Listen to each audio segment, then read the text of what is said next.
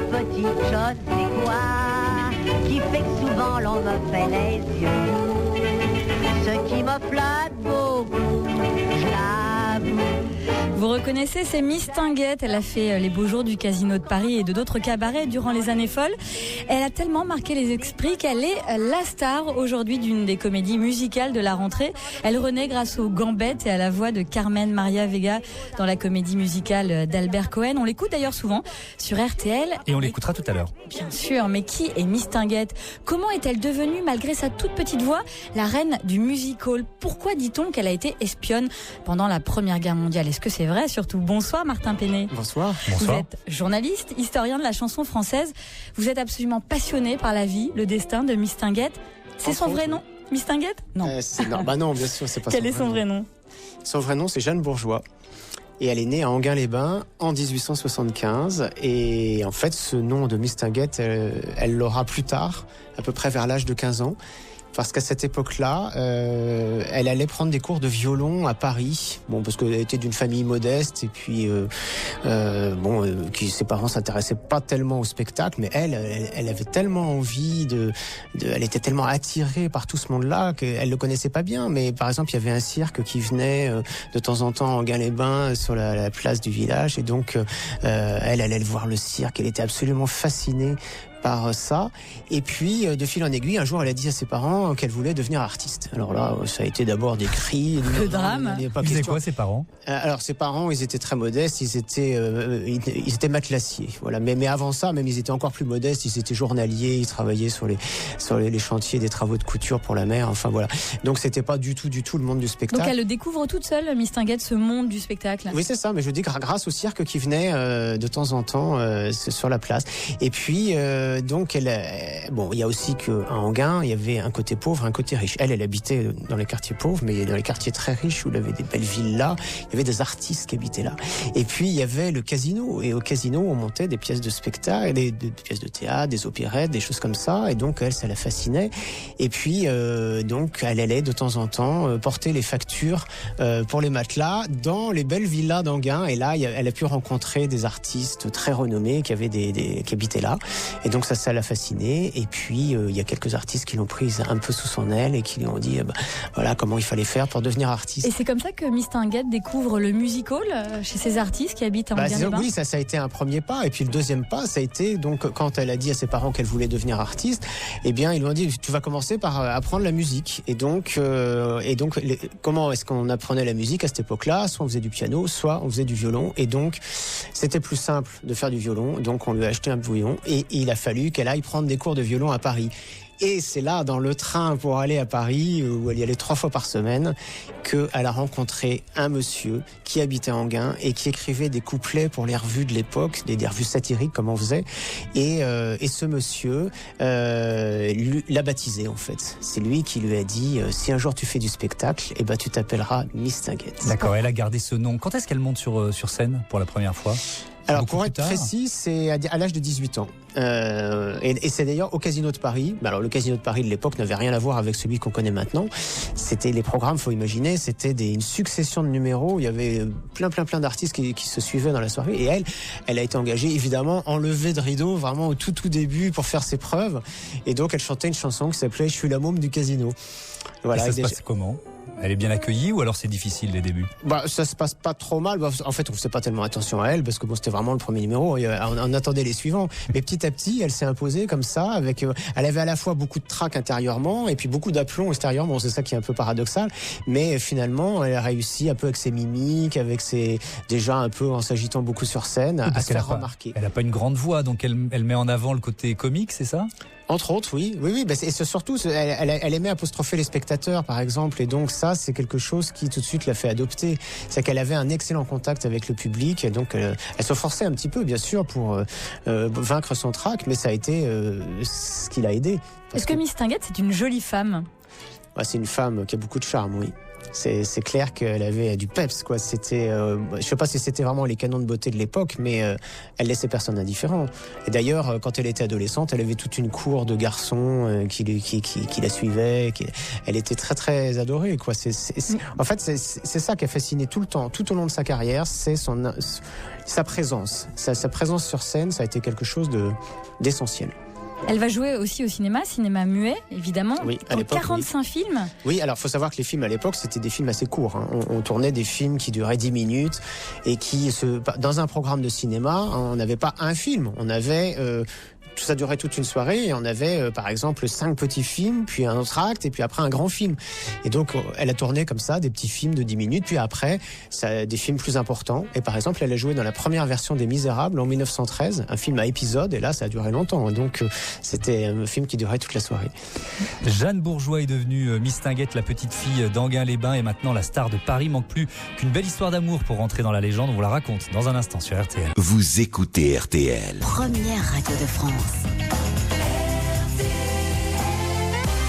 RTL. Jusqu'à 22h. Vous voulez des chansons? Oui. Bravo. Moi, je les adore, mes chansons. Sur cette terre, ma seule joie, mon seul bonheur, c'est mon homme. Ça vous plaît? Mais je serais pas Miss Tinguette si j'étais pas comme ça. La curiosité est un vilain défaut. Paris. Ah, ça, c'est Paris. C'est Paris. C'est Paris. C'est une blonde. Sidonie Bonnec, Thomas Hugues. Sur cette terre, ma seule joie, mon seul bonheur, c'est mon homme. Miss Tinguette chante Mon homme, c'est en 1920. On raconte l'histoire de la reine, de l'impératrice du music-hall. C'est qui son homme, Martin Penet?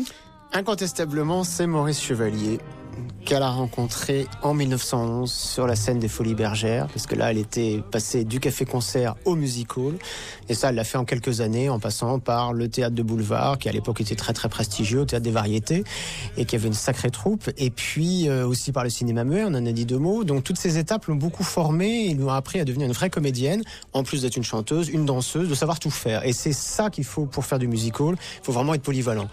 Et donc, il y a eu une étape importante en 1908 qui était la valse chaloupée. Ça a aussi créé son personnage. Là, elle a dansé avec Max Derly. Et la valse chaloupée, c'était très très canaille. C'était déjà quelque chose qui a marqué sa carrière pour la suite. C'est-à-dire ce côté très faubourien, un peu brutal comme ça. Et puis, donc, 3 ans plus tard, la rencontre avec Maurice Chevalier, qui à l'époque était un comique... Pas très remarqué ni remarquable. Il est moins connu qu'elle ? Beaucoup moins connu qu'elle, oui, bien sûr. Et il était son partenaire, simplement. Et ils ont été remarqués dans un numéro qui s'appelait La valse renversante. Et ça se passait... c'était une scène incroyable où il terminait enroulé dans un tapis. Bon, je raconte pas les détails parce que c'est trop long.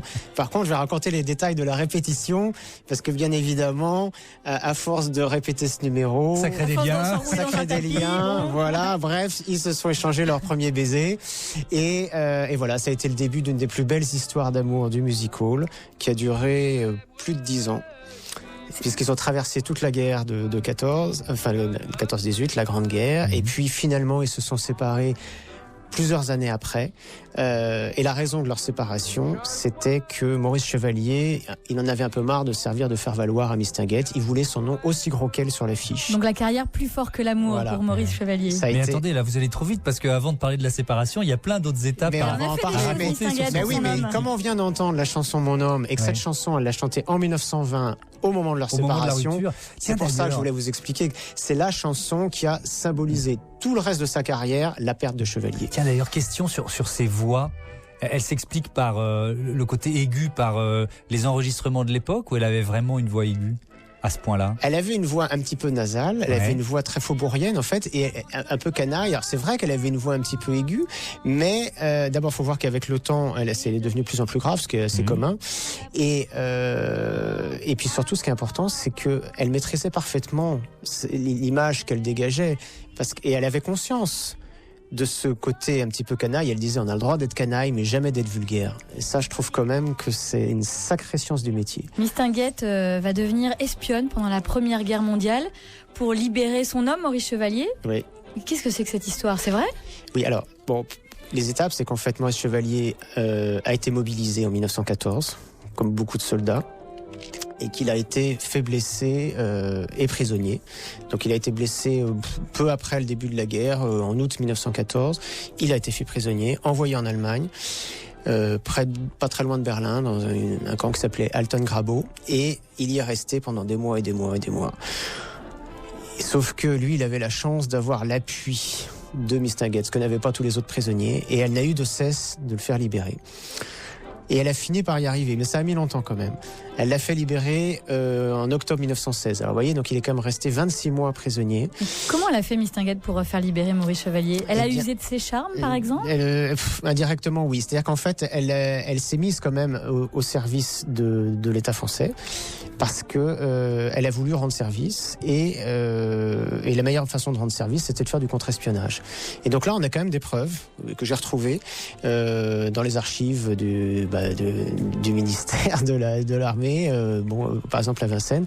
Et donc, on a des documents qui attestent qu'elle a fait un certain nombre de missions en Suisse notamment, pour pouvoir avoir des appuis. Bon, alors ça, c'était la première chose. Et parmi ces missions, il y en avait une auprès du roi d'Espagne, Alphonse XIII, qui avait été, avant la guerre, un de ses amants. Très bien. Et donc, elle obtient... Et donc, elle a obtenu, grâce à Alphonse XIII, qui était roi d'Espagne, l'Espagne étant neutre, avoir un contact direct avec Guillaume II en Allemagne, l'empereur, qui donc apparemment a fait agir les personnes qu'il fallait pour faire libérer Maurice Chevalier du camp de prisonniers. Ça se sait à l'époque, parce que c'est un couple people quand même, Mistinguett et Maurice Chevalier. On le sait, on sait ce qu'elle a fait, on connaît cet acte de bravoure de Mistinguett. Alors on l'a connue uniquement à demi-mot, un peu avant la fin de la guerre, en 1918, parce qu'il y a eu un procès retentissant de l'ancien ministre de l'Intérieur de l'époque, à qui on a reproché tout un tas de choses. Je ne peux pas rentrer dans les détails, mais entre autres d'avoir engagé des espions qui étaient quand même pas très très sérieux, comme Mistinguett. Et là, son nom a été jeté en pâture en pleine séance au tribunal. Et donc là, les journalistes, évidemment, se sont emparés de la nouvelle. Il a fallu qu'elle se justifie, qu'elle explique un peu qu'elle avait fait quelques missions, mais bon, elle voulait pas trop rentrer dans les détails. C'est comme ça que l'affaire a été dévoilée. Mistinguett, une femme courageuse, douée, amoureuse. Elle aime Paris et Paris l'aime. Et d'ailleurs, dans le monde, ça se passe comment ? On vous raconte tout ça sur RTL dans un instant. Vous écoutez RTL. 20h-22h, Thomas Hugues, Sidonie Bonnec. La curiosité est un vilain défaut. RTL.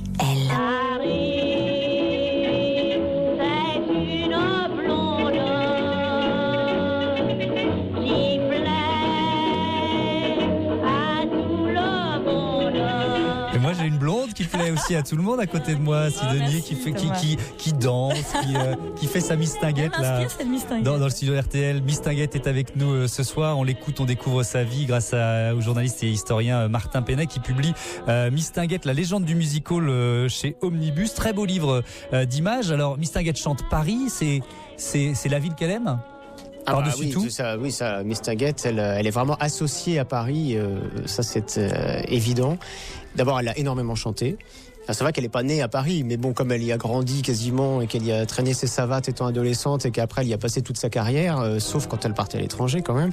Donc oui, elle a vraiment été une incarnation de Paris. Même sa gouaille incarne Paris aussi, d'une certaine façon. Bien sûr.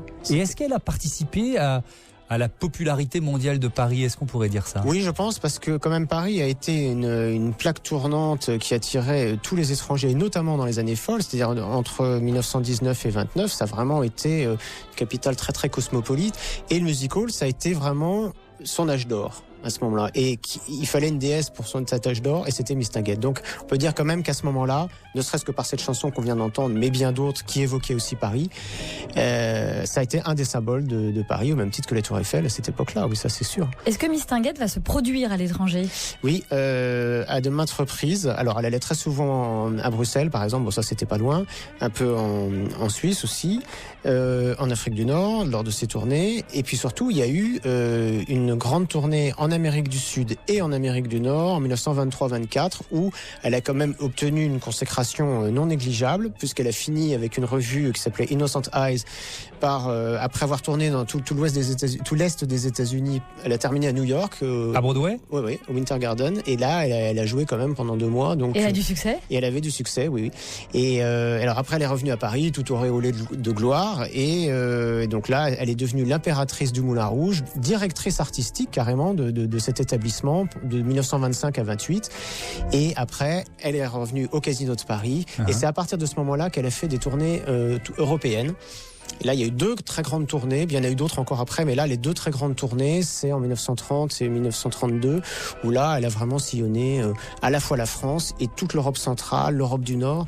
Donc, elle était vraiment connue partout, quoi. Qui sont ces concurrentes? Je parlais tout à l'heure de la ceinture de banane, évidemment, de Joséphine Baker. C'est l'une de ses concurrentes? Oui, alors, mais ça s'est fait en plusieurs temps, parce qu'on pense toujours qu'elles ont été concurrentes dès le départ. Je suis pas tout à fait d'accord avec ça. C'est ce que j'essaie d'expliquer dans les 2 livres. C'est que... Et vous sortez une bio qui va bientôt paraître aux éditions Thaïlandiennes. Absolument. Et donc, c'est un peu le complément du livre. C'est le complément du livre d'images, en fait. Il y a le livre de texte d'un côté, le livre d'images de l'autre. Et donc, Joséphine Baker, elle est arrivée à Paris en 1925 avec La Revue Nègre. Mais elle avait 19 ans à l'époque. Elle parlait pas français. Elle dansait le Charleston autant qu'elle pouvait. Elle faisait des tas de contorsions. Bon, elle impressionnait énormément parce que elle faisait partie de toute une troupe de noirs qui arrivait de New York. Et on n'avait jamais vu ça à Paris à ce degré-là. Donc ça a eu beaucoup d'effets. Mais bon, on était très très loin de ce qui se passait dans les grands musicals parisiens. C'était pas du tout la même chose. Donc il y avait un côté un peu exotique, si vous voulez. Donc ça fascinait. Mais on peut pas dire qu'à cette époque-là, ça concurrençait vraiment directement Mistinguett. C'est après qu'elle l'a concurrencé vraiment, parce que donc il y a eu La Revue Nègre en 25. En 26, elle était aux Folies Bergères et c'est là qu'elle a porté sa fameuse tenue de ceinture de banane. Et non pas dans La Revue Nègre comme on croit souvent. Mais enfin bon, peu importe. Et après, elle est partie en tournée pendant plusieurs années sous la férule de son agent de l'époque qui avait décidé d'en faire une star de musical. Et donc elle a tourné en Europe centrale, elle a tourné dans toutes les grandes capitales où elle a fait scandale partout, parce que voir débouler une noire comme ça à Vienne, à Prague, enfin dans toutes les capitales, elle a fait scandale vraiment. Bon, il faut revenir à Mistinguett. Oui, on va revenir à Mistinguett. Vous inquiétez pas. Et donc elle a tourné partout. Elle s'est formée et quand elle est revenue en 1930, là elle était vedette du Casino de Paris dans la revue Paris qui remue, où elle a chanté J'ai 2 amours. C'est là la création de J'ai 2 amours, son énorme succès. Là, elle est devenue concurrente de Mistinguett parce qu'elle était capable de mener une revue. Elle avait appris pendant toutes ces années à être une meneuse de musical. Et là, oui, on peut dire qu'elle était concurrente. Puis surtout, elle était beaucoup plus jeune. Elle avait 30 ans de moins, vous imaginez? Bah oui. Ah oui, ça joue. Donc la partie était inégale. Voilà. Mistinguett, ses gambettes, sa voix parigote, on en parlait, ses grands costumes en plumes.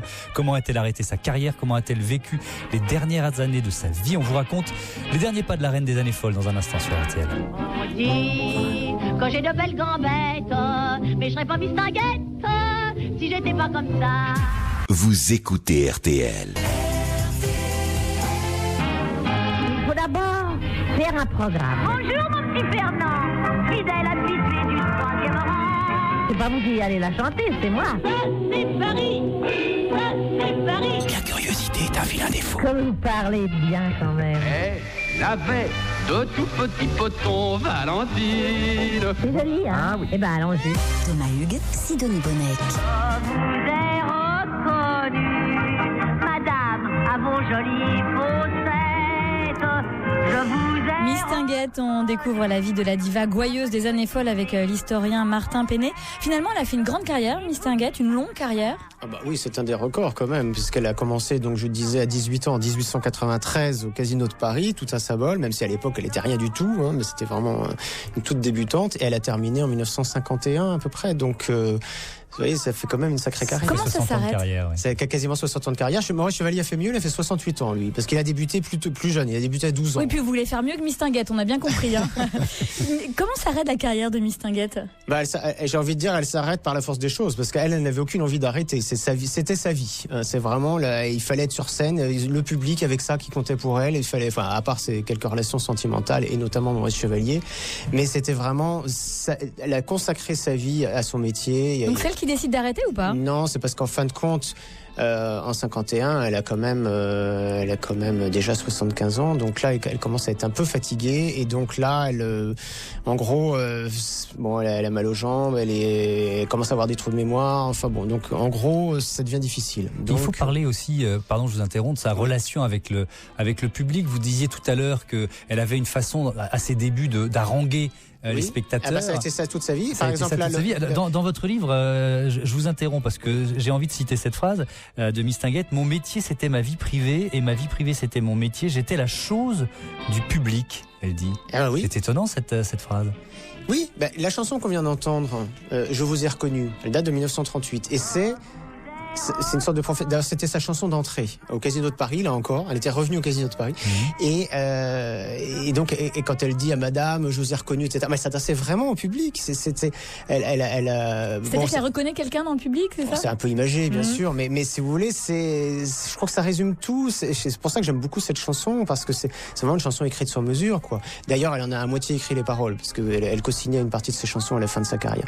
Donc c'est presque autobiographique, quoi. Ces chansons ont eu beaucoup de succès, Mistinguett. Ah bah oui, elle a quand même un grand nombre de tubes à son actif, et qu'on connaît encore maintenant. Vous avez passé Mon homme, vous avez passé Ça c'est Paris, vous avez passé C'est vrai, on aurait pu passer Je cherche un millionnaire, où là aussi il y avait un contact avec le public, parce qu'elle descendait carrément dans la salle pour aller soi-disant chercher un millionnaire, et qu'elle faisait monter sur scène. En fait, c'était qu'elle ne trouvait pas. Si, quand même. Il y avait un boy qui donc ça donnait un numéro très très drôle. Est-ce que Mistinguett a été une femme heureuse? Je pense oui, avec son métier, oui, ça c'est évidemment. Qu'est-ce qu'elle disait de sa vie? Elle en parlait? Oui, elle en a parlé dans ses mémoires. Donc je crois que oui, heureuse sur scène. À mon avis, oui. Enfin, de toute façon, quand on a une carrière comme ça et avec un tel parcours, c'est difficile d'être malheureux, il me semble. On l'a pas dit, elle a eu des enfants ou pas? Elle a eu un fils. Elle a eu un fils qui est à l'âge de 26 ans et qui était, c'est drôle parce que ça rappelle un peu Offenbach, c'était un Brésilien, un riche Brésilien qui était diplomate et son père était, le père était diplomate et donc elle a rencontré ce riche Brésilien et elle a eu un enfant et qu'elle a en partie élevé, mais pas complètement, qui a grandi en partie au Brésil, qui a été médecin et qu'elle adorait et qui est revenu après s'installer en France et d'ailleurs il a un peu contribué aussi à l'écriture des chansons. Enfin bon, c'était quelqu'un important dans sa vie, bien sûr, même si elle n'a pas pu s'en occuper peut-être autant qu'elle aurait voulu. Étant artiste, c'est pas toujours facile. Ouais. Qu'est-ce qui reste de Mistinguett aujourd'hui? Alors vous allez me dire, la preuve, une comédie musicale qui fait l'événement depuis la rentrée à Paris, donc elle est dans l'imaginaire collectif. C'est bien qu'on parle d'elle, oui, ça c'est sûr. Oui, je pense qu'il en reste une légende. Il en reste quand même. En fait, pour moi, elle a inventé le musical moderne.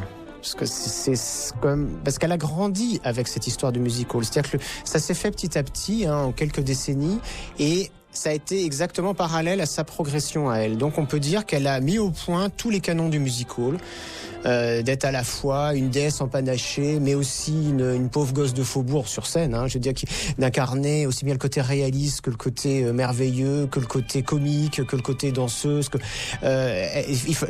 j'ai dit, il fallait tout faire. Bon, et donc.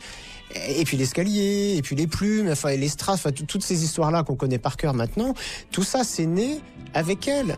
Bon, elle n'était pas seule, bien sûr, il y en avait d'autres, des vedettes de musical, mais elle a su quand même incarner ça mieux que tout le monde. Et à partir de ce moment-là, elle a fixé un peu le genre. Et puis après, il y a eu toutes les héritières qui finalement ont repris le flambeau. Mais qui sont ces héritières pour vous, Martin Penet? Il y en a eu plusieurs. Les héritières de Mistinguett. Les grandes qui ont succédé, c'est dont on se souvient, c'est bien sûr Lynn Renaud, c'est Zizi Jeanmer. Il y a eu Mick Michel aussi qui est passé au Casino de Paris. Il y a eu, on pourrait encore en citer d'autres, Lisette Malidor. On pourrait citer Liliane Montevecchi. Des différentes artistes qui ont été importantes. Si aujourd'hui on veut revivre en dehors de la musique de Mistinguett qu'on peut réécouter, et de la comédie musicale, si on veut redécouvrir, repartir sur les traces de Mistinguett, où est-ce qu'il faut aller? À Paris, par exemple, il y a des musées, il y a des lieux de pèlerinage. Là, vous touchez un point important. Il n'y a pas de musée de la chanson en France, et c'est bien dommage. Et pourtant, la chanson, c'est quand même l'art français par excellence. Donc ça, et l'art populaire par excellence. L'art populaire par excellence. Et il y a une tradition de la chanson en France qui est absolument vivace et essentielle. Et là, moi, je plaide depuis, et je suis pas le seul à dire que ce patrimoine de la chanson n'est pas suffisamment pris en compte par nos édiles. Il paraît que vous êtes collectionneur, Martin Penet. Vous avez des pièces qui ont appartenu ou qui rappellent Mistinguett? Oui, bien sûr, parce que j'ai eu la chance, quand j'ai fait toutes mes recherches, de rencontrer des gens de sa famille pour publier ses livres sur elle. Et donc, j'ai eu accès à beaucoup d'archives inédites totalement et qui donc ont nourri toutes mes recherches. Et puis aussi, j'ai chiné, parce que j'adore chiner. Alors, un exemple, un objet? Un objet, j'ai des gants qui lui ont appartenu, par exemple. Ils sont comment? Ils sont blancs. Ils sont blancs, ils sont fins. Oui, absolument. Et c'est émouvant d'avoir un objet comme ça, ils ont appartenu à Mistinguett? Oui, je trouve ça très émouvant. Et puis sinon, j'ai surtout beaucoup de souvenirs de sa carrière, donc des disques, des photos, des programmes, des partitions, toutes sortes de documents qui permettent d'avoir des informations précises. et de pas raconter des légendes, de raconter vraiment ce qu'elle a été. Ce que j'ai essayé de faire. Justement, pour se plonger dans sa vie et se régaler, vous sortez bientôt une très grosse biographie passionnante aux éditions Taillandier. Et puis, ça, ce sont pour les mots. Et puis, à l'image aussi, une très belle revue, on peut dire, une revue d'images. Mistinguett, la légende du music hall.